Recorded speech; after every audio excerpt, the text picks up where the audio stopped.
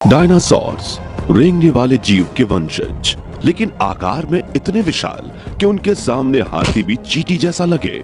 दिमाग में इतने तेज कि बिना किसी एक्सटर्नल ईयर्स के वो आसपास के छोटे से छोटे जीवों की पैरों की आहट को सुनकर उनका शिकार कर लें, और शरीर से इतने मजबूत कि कई बार तो दो डायनासोर्स गुस्से में एक दूसरे को ही मार दें। ये डायनासोर्स करीब 14 करोड़ साल तक इस धरती पर राज कर रहे थे, लेकिन उसके बाद ऐसा तो क्या हुआ कि चंद ही मिनटों में इतने बड़े जीव धरती से पूरी तरह से विलुप्त हो गए।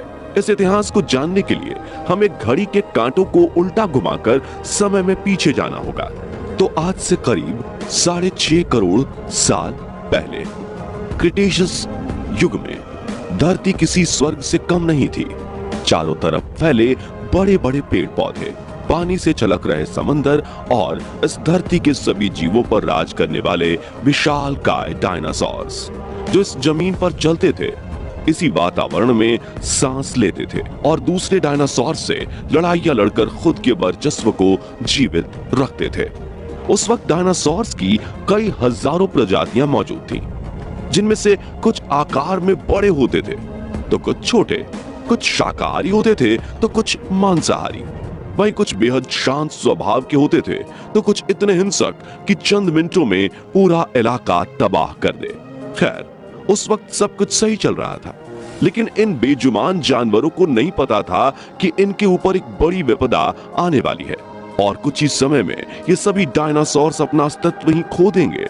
दरअसल कुदरत ने डायनासोर्स का अंत आज से करीब 100 मिलियन यानी 10 करोड़ साल पहले तभी लिख दिया था जब दूर अंतरिक्ष से एस्टेरॉयड का एक टुकड़ा सौर मंडल की ओर बढ़ रहा था। पृथ्वी से तकरीबन 20 करोड़ मील दूर मंगल बृहस्पति ग्रह के बीच बने बेल्ट में घूम रहे एक विशाल का एस्टेरॉयड की दिशा बदल जाती है और वो अपने सर्कुलर रूट को छोड़कर तेजी से पृथ्वी की ओर बढ़ने लगता है।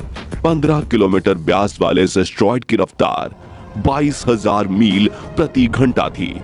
वैसे तो कई एस्टेरॉयड पृथ्वी के वायुमंडल में प्रवेश करते ही पूरी तरह से नष्ट हो जाते थे, लेकिन इस एस्टेरॉयड का आकार इतना बड़ा था कि नष्ट होने के बजाय इसकी रफ्तार और तेज होती जाती है और घर्षण की वजह से ये एक बड़े आग के गोले में तब्दील हो जाता है। साथियों, इस बड़े आग के गोले की चमक इतनी तेज थी कि जैसे ही धरती की ओर ये और नजदीक आया तो इसकी 800 किलोमीटर रेडियस में रहने वाले सभी जीवों की आंखों की रोशनी चली जाती है, जिससे वो इसे देख तो नहीं पाते, लेकिन उन्हें इस बात का अंदाजा लग जाता है कि बड़ी गड़बड़ होने वाली है और चारों ओर भगदड़ मच जाती है। वैज्ञानिकों के मुताबिक 15 किलोमीटर बड़ा ये आग का गोला नॉर्थ अमेरिका के युकाटान पेनिनसुला में धरती से जा टकराता है, जिससे एक बहुत ही भयंकर विस्फोट होता है और ये टकराव इतना दमदार था कि इसकी वजह से जमीन की सतह के नीचे दबा लाखों मीट्रिक टन धातु तेज रफ्तार से उछलकर अंतरिक्ष में चला जाता है, जिसे आज वैज्ञानिकों ने मंगल ग्रह पर भी डिस्कवर किया है। वहीं धरती पर जिस जगह यह एस्टेरॉयड गिरा था वहां 180 किलोमीटर चौड़ा और 20 किलोमीटर गहरा गड्ढा बन जाता है, जिसके आकार को देखकर ही हम ये समझ सकते हैं कि यह विस्फोट कितना बड़ा था। और इस विस्फोट में कई प्रकार के धातु जलने की वजह से रेडिएशन की मात्रा इतनी ज्यादा बढ़ जाती है कि आसपास के हजारों किलोमीटर में मौजूद सभी जीव पूरी तरह से जलकर राख हो जाते हैं। लेकिन ये तो बस धरती पर होने वाले महाप्रलय की शुरुआत थी, क्योंकि इस विस्फोट की वजह से जो पत्थर और धातु अंतरिक्ष में गए थे वो ठीक 40 मिनट बाद फिर से धरती के वायुमंडल में एंटर करते हैं और घर्षण की वजह से आग के गोलों में तब्दील हो जाते हैं और धरती पर आग के गोलों की बारिश होने लगती है, जिससे धरती पर मौजूद सभी जीव जलने लगते हैं।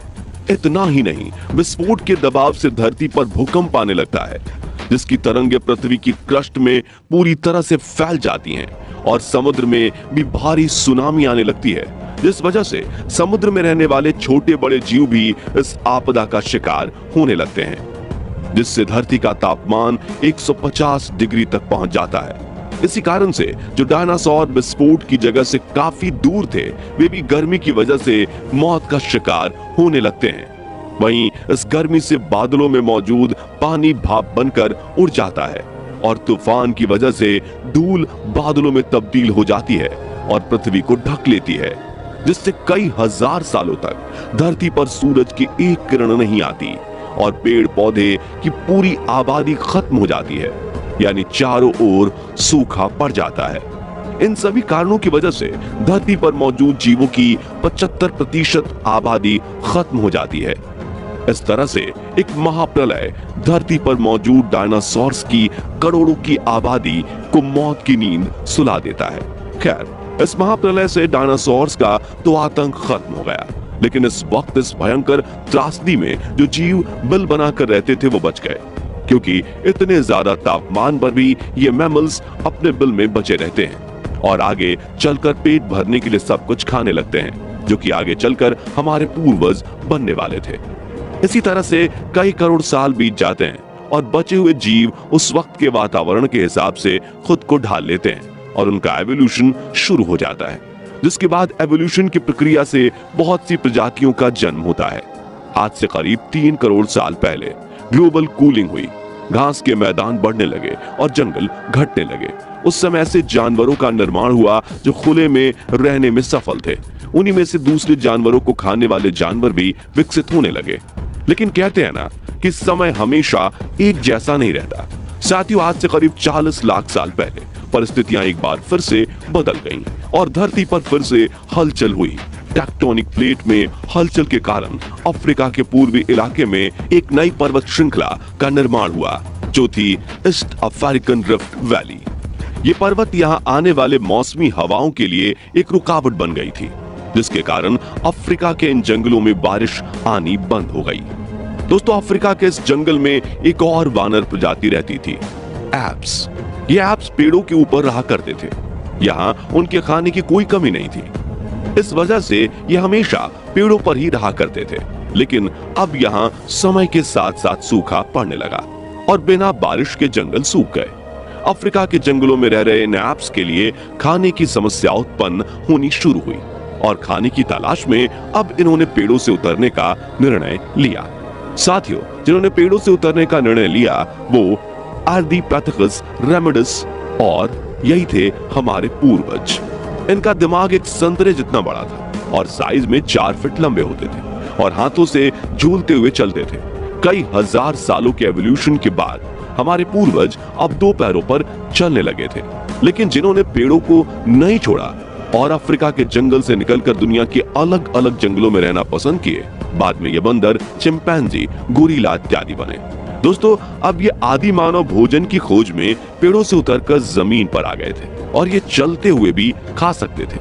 समय के साथ साथ विकास की प्रक्रिया चलती रही और आदि मानव धीरे धीरे करके विकसित होने लगे। इनका दिमाग भी धीरे धीरे बड़ा होने लगा। समय के साथ साथ इन्होंने पत्थरों से हथियार बनाना सीख लिया, जिससे उनके लिए शिकार करना काफी आसान हो गया था, क्योंकि जानवरों से खुद की रक्षा और जानवरों का शिकार करने के लिए हथियार का होना बहुत जरूरी होता था।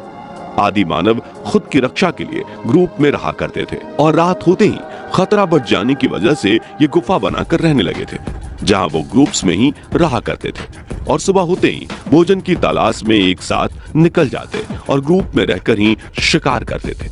जैसे जैसे आदि मानव को अपने आसपास की वस्तुओं का ज्ञान होता गया, वैसे वैसे वह अपने लिए और सुविधाएं जुटाने लगे। पहले आदि मानव को कपड़े पहनने का ज्ञान नहीं था। वो पेड़ की छाल, बड़े बड़े पत्तों और जानवरों की खाल से ठंड के समय अपना बचाव करते थे।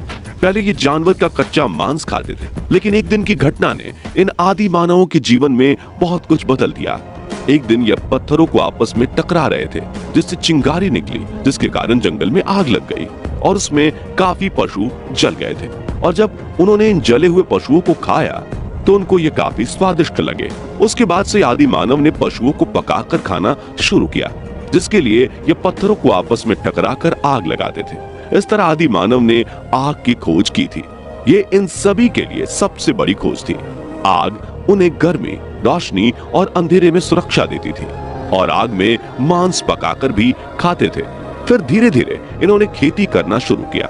उसके बाद यह अलग अलग नदियों के पास जाकर बसने लगे और इसी से इन अलग अलग सभ्यताओं का निर्माण हुआ। खेती करने की वजह से अब आदि मानवों को भोजन की तलाश में इधर उधर नहीं भटकना पड़ता था, जिससे उनका घुमक्कड़ जीवन समाप्त हो गया।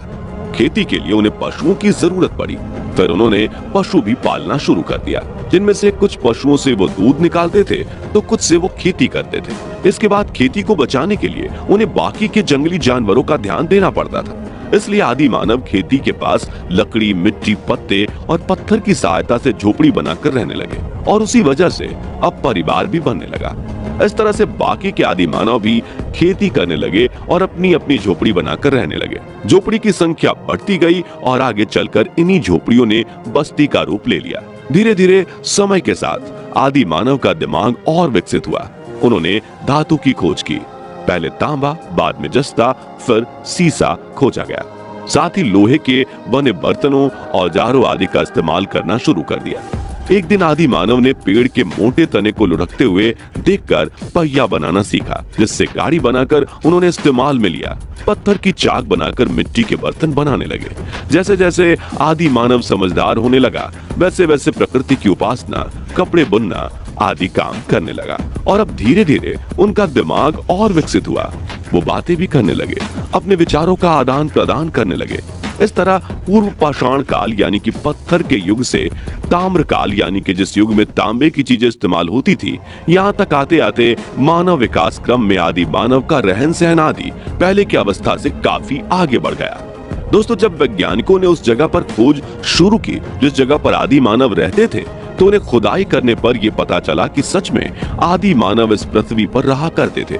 खुदाई में वैज्ञानिकों ने उनकी हड्डियों के अवशेष, खोपड़ियों के साथ नुकीले हथियार, कुछ बर्तन, शिलालेख इत्यादि पाए, जिसके बाद वैज्ञानिकों के कई साल के रिसर्च के बाद यह सिद्ध हुआ कि ये सब जीवाश्म और अवशेष आदि मानव के ही हैं। वहीं उसके बाद अनेक सभ्यताओं की खुदाई करने पर इस बात के भी प्रमाण मिले कि उस समय भी सिक्कों का इस्तेमाल होता था। साथ ही हजारों वर्ष पहले कई गांव नष्ट हो गए थे। इनके घर और इनकी सभी चीजें धरती के अंदर समा गई थी। खुदाई करने पर वैज्ञानिकों को इनके बारे में जानकारी मिलती है। इस सब से ये तो पता चला कि इंसान बंदरों से बिल्कुल विकसित नहीं हुआ है। हाँ, ये बात बिल्कुल सच है कि हम इंसानों के पूर्वज और बंदरों के पूर्वज कहीं ना कहीं एक दूसरे से काफी नजदीकी रिश्तेदार हैं और इसलिए बंदर हम इंसानों से मिलते जुलते हैं। लेकिन जो लोग ऐसा सोच रहे हैं कि कभी ना कभी आज के बंदर भी इंसान बनेंगे, तो ऐसा कभी नहीं होगा। दोस्तों, उस समय से लेकर आज तक लगातार मानव अधिक विकसित होता गया है। आज के आधुनिक समय में मोबाइल, टीवी, बिजली, गाड़ियां, हवाई जहाज, इंटरनेट आदि सब कुछ हो गया है, जिससे आज के मानव का जीवन आदि मानव के मुकाबले बिल्कुल अलग और आसान हो गया है। यही सब बदलाव ही मानव जीवन का विकास है। तो आज का ये वीडियो जिसमें हमने आदि मानव के बारे में जाना, उम्मीद करता हूं कि आपको ये वीडियो अच्छी लगी होगी। वीडियो अच्छी लगी हो तो वीडियो को लाइक करें, ज्यादा से ज्यादा शेयर करें, कमेंट में बताएं कि आपको हमारे द्वारा दी गई जानकारी कैसी लगी। ऐसे ही और भी इंफॉर्मेटिव वीडियोस देखते रहने के लिए हमारे चैनल को सब्सक्राइब, फेसबुक पेज को फॉलो जरूर करें। धन्यवाद।